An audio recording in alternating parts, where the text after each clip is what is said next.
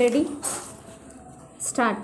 Speaking in the Legislative Assembly on the motion of thanks for the Governor's address to the Legislature, an honorable member said, Mr. Speaker, sir, I have great pleasure in seconding this motion. The mover of the motion has dealt with all matters in detail. There is very little for me to say now. Further, members from the opposition benches have not yet spoken, so I have not had the benefit of their constructive criticisms. So I do not think I can very much contribute to the debate.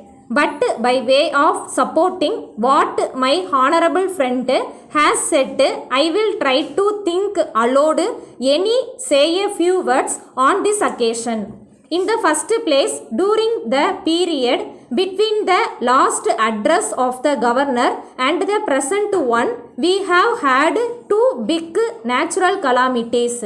One is the famine and the other is the cyclone. As we know, the cyclone has affected a large number of people. It will not be out of place to pay tributes to the collectors, the staff and others who cooperated in giving relief to the affected people. The relief measures have been adequate, but on this occasion, I would suggest that these measures might have been more reasonably spread among the various areas. Now, I would like to refer to famine. In this connection, I would like to point out that almost all the districts in this state have been facing famine conditions. During the last 5 years, we have been facing scarcity of drinking water. I do not know the position in other states in regard to this matter.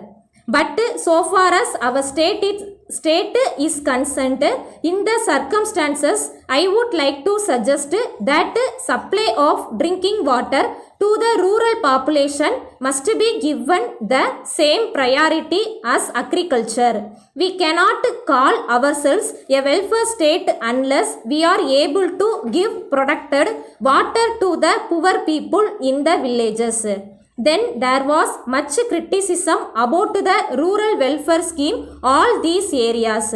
I think that this scheme has come to stay in this state. The people must see that they stand on their own legs and work for what they want with minimum help from the government. This scheme has created a spirit among the people that they can have what they want with their own effort with same help from the people. Then I come to electricity. The failure of the monsoon has affected irrigation sources and also the scope of lifting water for irrigation through electricity. I would like to point out that half of our electrical energy is produced by the hydroelectric system. So when water goes down near reservoir which give electricity, economic improvement is affected. On account of the cut in electricity, industrial production has to go slow and very many extension schemes for irrigation have to be stopped. All this means reduction in the production of food grains. So I suggest that all cities have blackout as was done during war time and the energy saved thereby may be spread for industry and irrigation. Then I come to the handloom question. The mover of the motion has said very good things about how this question can be solved. I think that this is not an unending problem. The competition between the mills and the handlooms may seem to be an unending problem. I think this is not a problem which cannot be solved. Our state government have moved in the right direction and I request the central government to appreciate our difficulties and grant the request of our government.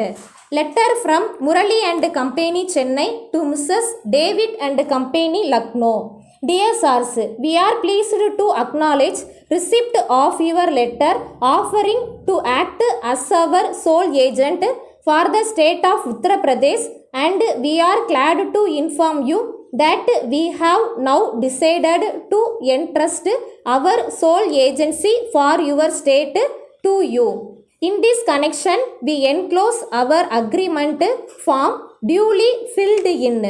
It contains all the terms relating to commission, credit and minimum monthly sales. If the terms of the agreement are approved, you may please send one copy of the form to us after putting down your signature on it. Assuming that you will approve of the terms of agreement form, we quote rupees 2000 from the cycles we have put in the market. As the market tendency is upward, in view of scarcity of imported cycles, we would advise you to take advantage of the rate which is valid for all orders placed up to 1st December 2009. On receipt of a reply from you agreeing to the terms we have quoted, we will advise all our customers in Uttar Pradesh to have direct dealings with you, and we will be pleased to send all attractive literature we have turned out for advertisement purposes with your name printed therein. We await your reply at an early date before we proceed further in the matter. Yours faithfully.